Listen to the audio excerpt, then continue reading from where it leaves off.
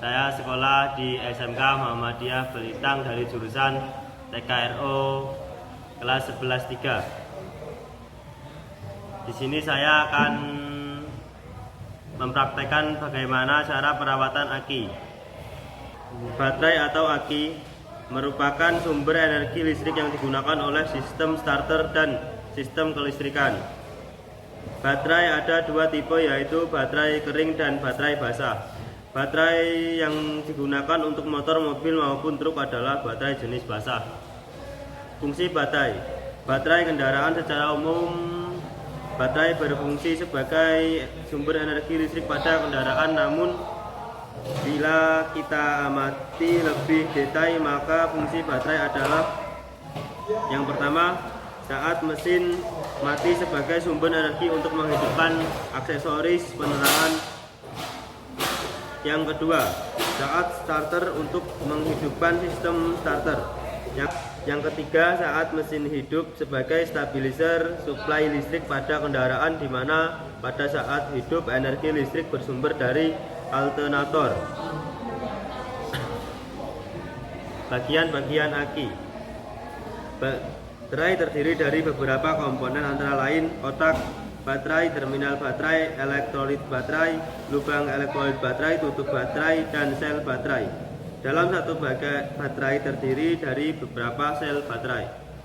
Tiap sel menghasilkan tegangan 2 sampai 2,2 volt. 1. Sel baterai. Baterai 6V terdiri dari 3 sel dan baterai 12V mempunyai 16 sel. Baterai yang dirangkai secara seri. Tiap sel baterai mempunyai lubang untuk mengisi elektrolit baterai. Lubang tersebut ditutup dengan tutup baterai. Pada tutup terdapat lubang ventilasi yang digunakan untuk mengalirkan uap dari elektrolit baterai. Tiap sel baterai terdapat plat positif, separator, dan plat negatif. Plat positif berwarna coklat gelap dan plat negatif berwarna abu-abu. Lanjut, yang kedua, elektrolit baterai. Elektrolit baterai merupakan campuran antara air suling H2O dengan asam sulfat SO4. Komposisi campuran adalah 64% H2O dan 36% SO4. Dari campuran tersebut diperoleh elektrolit baterai dengan berat jenis 1,270. Yang ketiga, kotak baterai. Wadah yang menampung elektrolit dan elemen baterai disebut kotak baterai. Ruangan di dalamnya dibagi menjadi ruangan sesuai dengan jumlah selnya. Pada kotak baterai terdapat garis tanda upper level dan lower level sebagai indikator jumlah elektrolit. Yang keempat yaitu sumbat ventilasi. Sumbat ventilasi ialah tutup untuk lubang pengisian elektrolit. Sumbat ini juga berfungsi untuk memisahkan gas hidrogen yang terbentuk saat pengisian dan uap asam sulfat di dalam baterai dengan cara membiarkan gas hidrogen keluar lewat lubang ventilasi, sedangkan uap asam sulfat mengembun pada tepian ventilasi dan menetes kembali ke bawah. Lanjut, jenis baterai. Secara umum di pasaran kita mengenal dua jenis aki basah dan aki kering. Dan lebih detail lagi jenis-jenis aki sebagai berikut. Yang pertama, aki basah. Hingga saat ini aki yang populer digunakan adalah aki model basah yang berisi cairan asam sulfat H2SO4. Ciri utamanya memiliki lubang dengan penutup yang berfungsi untuk menambah air aki. Saat aki kekurangan air akibat penguapan air yang terjadi saat interaksi kimia antara sel dengan air aki. Sel-selnya menggunakan bahan timbal. Kelebihan aki basah: bisa langsung dipakai tanpa harus disetrum, harga lebih murah dibandingkan aki kering, lebih hemat karena bisa diisi ulang. Dan kekurangan aki basah yaitu harus mengisi air aki, isi ulang air aki bila sudah habis. Dan yang terakhir, tegangan kurang stabil. Yang kedua yaitu aki hybrid. Pada dasarnya, aki hybrid tak jauh berbeda dengan aki basah. Bedanya terdapat pada material komponen sel aki. Pada aki hybrid, selnya menggunakan low antimonial pada sel positif dan kalsium pada sel negatif. Aki jenis ini memiliki performa dan sifat sel discharge yang lebih baik dari aki basah konvensional. Kelebihan aki hybrid akan lebih mudah daripada aki basah. Yang kedua, tingkat penguapan dari elektrolitnya yang persentasenya lebih kecil dari aki basah. Perawatannya lebih mudah. Kekurangan aki hybrid yaitu aki hybrid menggunakan elektrolit yang berbahaya jika mengenai bagian tubuh. Karena tak sepopuler aki basah, maka tipe ini jarang diketahui dan dikenal oleh masyarakat awam, sehingga menjadi salah satu kekurangan aki hybrid. Yang terakhir, jarang ditemukan di bengkel-bengkel menjadi salah satu bentuk kekurangan aki hybrid. Mengingat kondisi tersebut, dianggap bahwa tipe ini tak banyak diminati oleh konsumen. Yang ketiga, ada pula aki kalsium. Kedua selnya baik plus maupun min menggunakan material kalsium. Aki jenis ini memiliki kemampuan lebih baik dibanding aki hybrid. Tingkat penguapannya pun lebih kecil dibanding aki basah konvensional.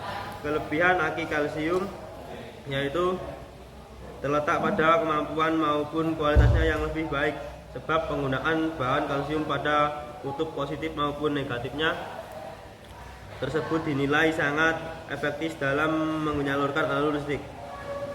Lanjut, kekurangan aki kalsium. Kurang populer di masyarakat sehingga bengkel-bengkel jarang yang menjual tipe aki ini. Meskipun harganya murah, selain kurang populer, fungsinya yang tak beda jauh dengan aki juga menjadi salah. Yang keempat, aki bebas perawatan atau maintenance free, atau bisa disebut juga aki kering.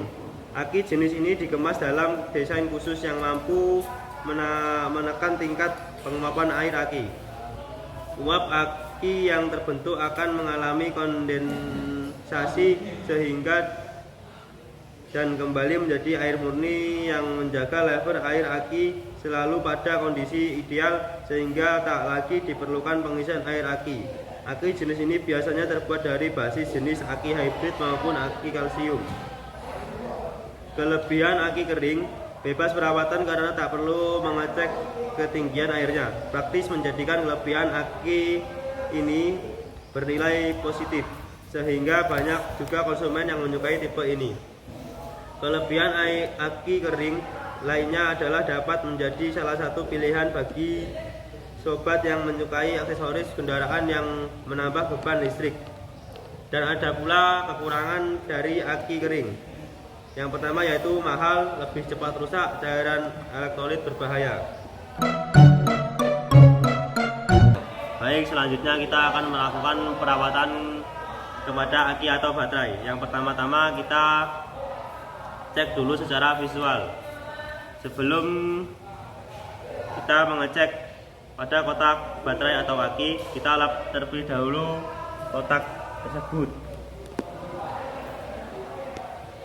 Sesudah kita lap, melakukan pengecekan kepada kotak aki. Nampaknya aki tidak ada kebocoran atau keretakan pada kotak aki. Lanjut pemeriksaan sel aki. Kita lihat dari luar, nampaknya sel aki di sini masih tertata rapi atau tidak ada kerusakan pada sel. Lanjut ke kondisi terminal baterai.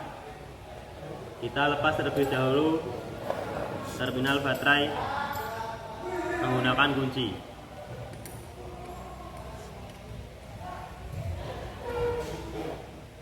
Kita lepas keduanya.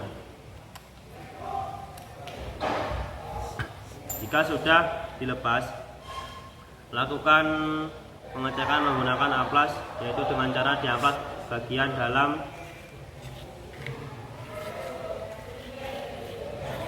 Hal ini bertujuan supaya kerak-kerak atau karat yang menempel pada terminal aki menghilang.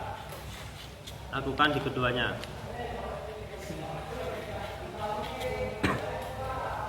Lanjut,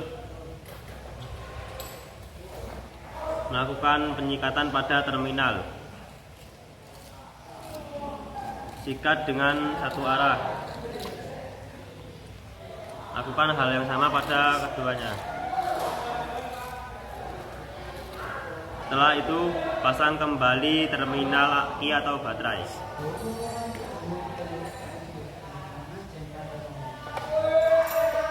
Kencangkan kembali.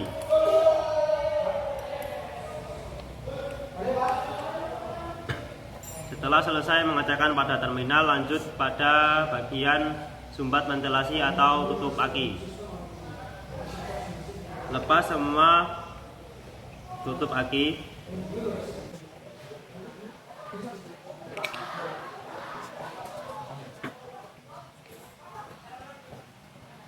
Setelah dilepas, kita lihat pada tutup aki.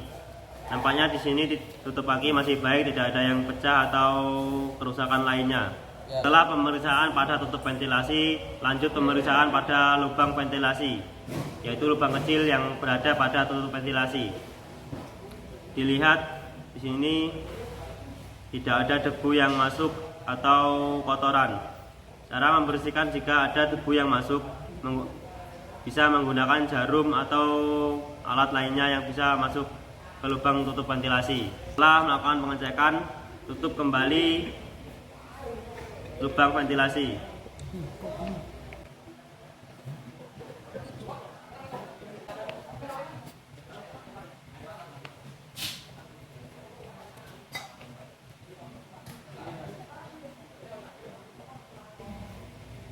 Baik, setelah kita memeriksa pada tutup ventilasi, lanjut pemeriksaan pada tegangan pada baterai atau aki.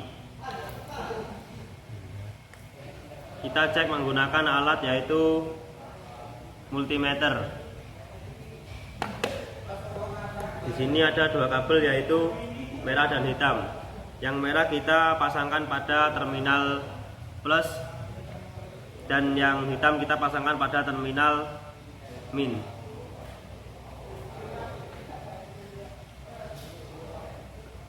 Baik, di sini ternyata tegangan baterai di sini 0 atau tidak ada arus. Kita rapikan kembali.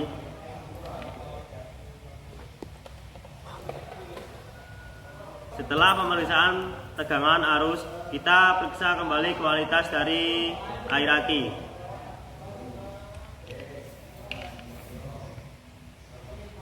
Kita buka semua tutup air aki ini.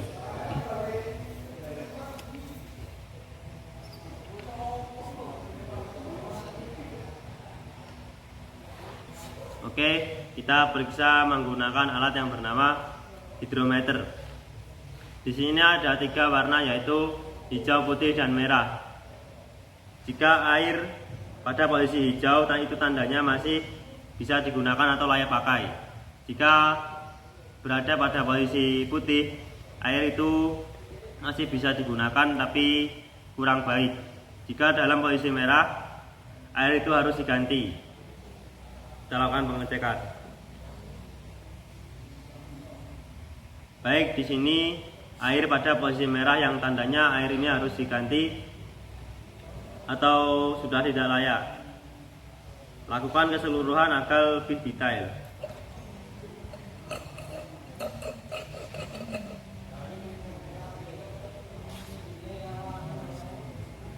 Bisa dilihat di sini juga berada posisi merah.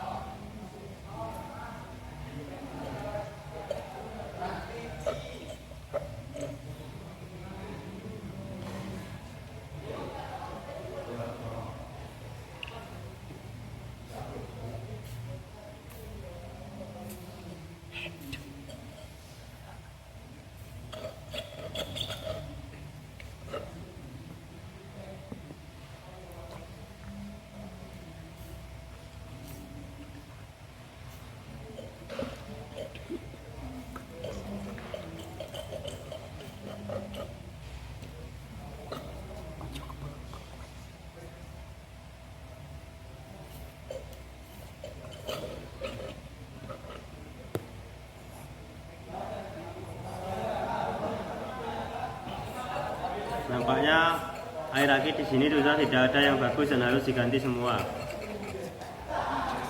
Setelah itu tutup kembali air aki.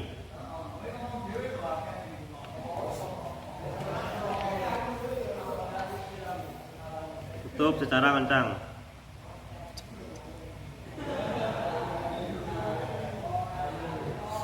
Baiklah, dapat disimpulkan bahwa di sini akinya masih bisa digunakan, hanya kita perlu mengganti air akinya saja. Sekian yang dapat saya sampaikan. Bila ada salah kata saya mohon maaf. Saya akhiri, wabillahi taufiq wal hidayah. Wassalamualaikum warahmatullahi wabarakatuh.